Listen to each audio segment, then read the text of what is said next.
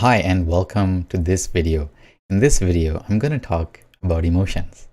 And it's funny because I love emotions. I love emotions.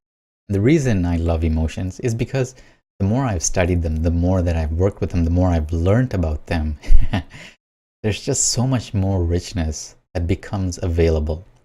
And so the reason that I'm making this video is actually in response to one of the comments posted on an earlier YouTube video. Let me show that here for you. And this video I made a few days ago, which was about positive emotions. And in this video, I talk about a variety of things, including the 2 models of ontological coaching and Dr. Robert Plutchik's wheel of emotions with 32 different emotions. And one of the comments that I got here was from Himanshu, and he just wants me to elaborate in my own words, perceptions, and experiences upon this blog post, which is titled The Dangers of Thinking Positive. And so this is what I want to share with you, is that emotions have an energy. They have an energy to take a certain kind of action. That's because the root of the word emotion comes from that French word emovere, which means to put into action, to move into action. So emotions literally move us to take action. And in this case, we're going to take actions that are going to generate results. Now, whether those results are positive or meaningful or have value and satisfaction in your life is an interpretation, is an assessment that only you can make. And this is where I want to thank you very much, Himanshu, for allowing me to share my perspective. And I also want to give you a caveat here, is that this is only my perspective. Because the invitation here for you is to understand what this means specifically for you.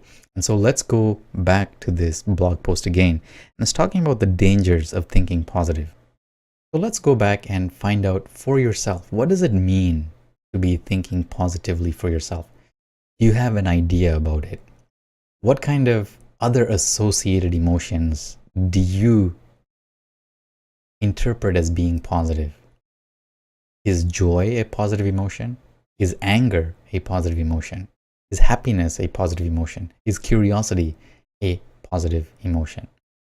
The reason I mention all of these is, once again, you are the unique observer in your life. It is you who interprets every situation, every event, and every conversation that you get into in your own way, in that way that was created for you by your framework of beliefs that gives life to that unique observer that you are. And so in this blog post, The Dangers of Thinking Positive, this is what was written. And the concept of positive thinking came around the 1930s, and I believe this is what is stated in the Wikipedia. It's about that having that positive mental attitude.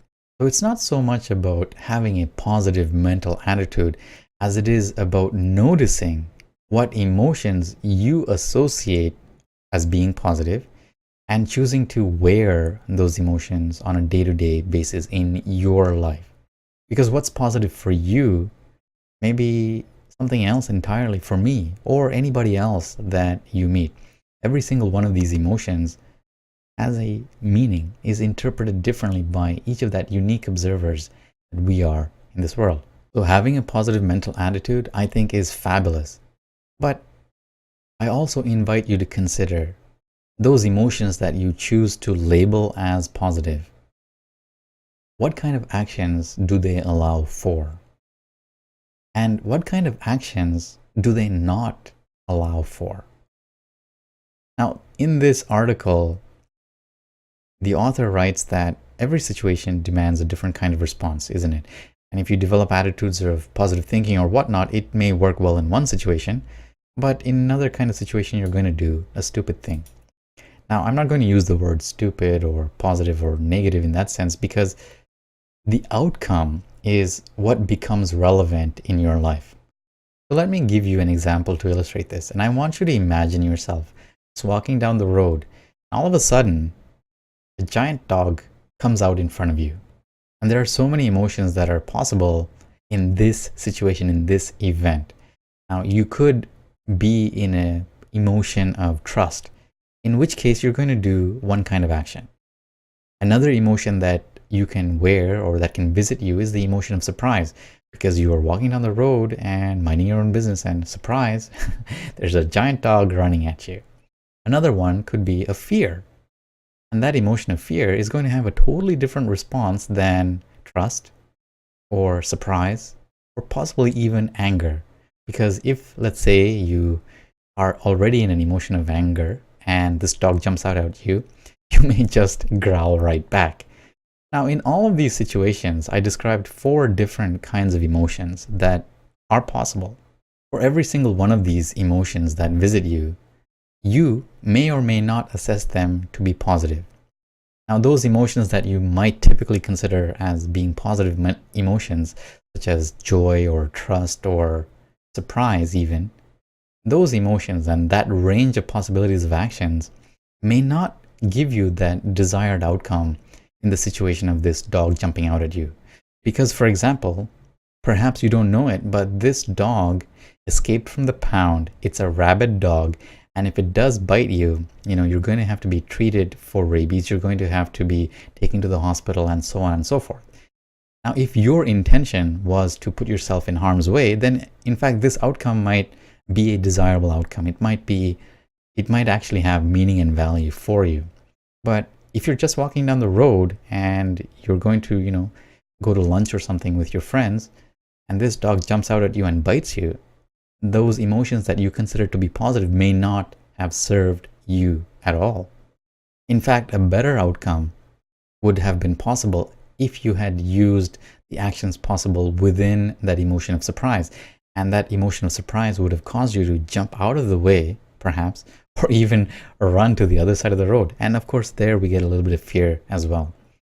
So once again, the invitation is to ask you, what does it mean to you to have a positive emotion? What does it mean to have a positive mental attitude? And it's all well and good what kind of emotions that you're going to clump together as being positive or negative.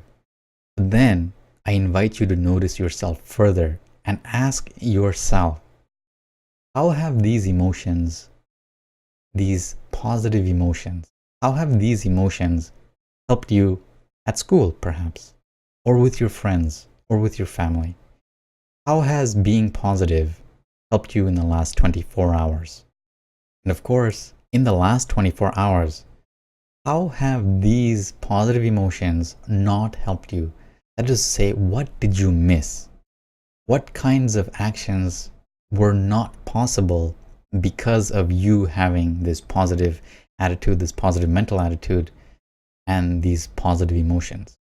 And I really want to emphasize that an emotion is not right, it's not wrong. There's no judgment on that, except for the assessment, except for the judgment that you, as a unique observer, can make upon the results based on the possibilities of action within that emotion. Does that make sense for you? Does that clear up a little bit more about what it means to have a positive emotion, say, or a positive mental attitude? So just to quickly recap, all emotions have a certain energy, and that energy gives way to a range of possible actions. Now, you and I, based upon those range of actions, we're going to do something. And that doing something is going to lead to a result. It's going to lead to an outcome. And that outcome may or may not be desirable to us, may or may not have meaning, value, or satisfaction to us, depending on what it is that we want in our life. So emotions are neither good nor bad. They just create some sort of result. And those results are what I invite you to take a look at. How have positive emotions in your life, or at least what you assess to be positive emotions in your life, how have those created those desirable outcomes in your life? How have negative emotions created desirable outcomes in your life? And how have these positive or negative emotions created outcomes in your life that you actually did not want? And so, once again, I'm going to throw this back to you, this invitation back to you, and ask you not so much about what emotions you consider positive or negative, but more to the point, what kind of life do you want to create for yourself? And this life that you want for yourself, these outcomes that you want in your life, those outcomes are the result of actions you take. So what actions do you want to make possible in your life? And then going one level deeper, what emotions are necessary for you to create those possibilities of action that will give you the results that you can interpret, that you can declare satisfaction, that you can declare value, that you can declare meaning out of. So I hope this has been helpful to you and has cleared up a few points for you about positive emotions or having a positive mental attitude. Now I realize that there's quite a bit of information here, and that's why I want to invite you to take a look at a couple of my courses. And you can find a link to these courses in the description box below at a very special price, just $19. Now this one is my most recent course, How to Intelligently Manage Anger and Take Control. This is 2.5 hours of lecture material with 41 lectures. There are a whole bunch of PDFs that you can use that will ask you to explore anger through the emotion of anger, its opposites, and also any related emotions that are present. Now, anger for me is a tremendously powerful emotion because it has a wide range of uses. It is an energy that you can harness. It has a range of possibilities that you can harness to create those outcomes that have meaning, value, and satisfaction for you. And going on with the theme of emotions, I also want to introduce you to my other course, Master Emotions, Declare Happiness and Satisfaction in Life. Once again, you can find the direct link to get this course at a very discounted price of $19. This course is 4.5 hours long, has 64 lectures, and is very, very comprehensive in the way to take a look at how emotions show up in your life to create that range of possible actions that you can take that will eventually lead to outcomes that you determine to be satisfactory, that you determine to have meaning and value in your life. So once again, I hope this has been helpful, and you can always find the links to these courses, Master Emotions, Declare Happiness and Satisfaction in Life, as well as How to Intelligently Manage Anger and Take Control in the description box below. So take care of yourself, have a beautiful day, and I'll see you in the next video. Bye-bye for now.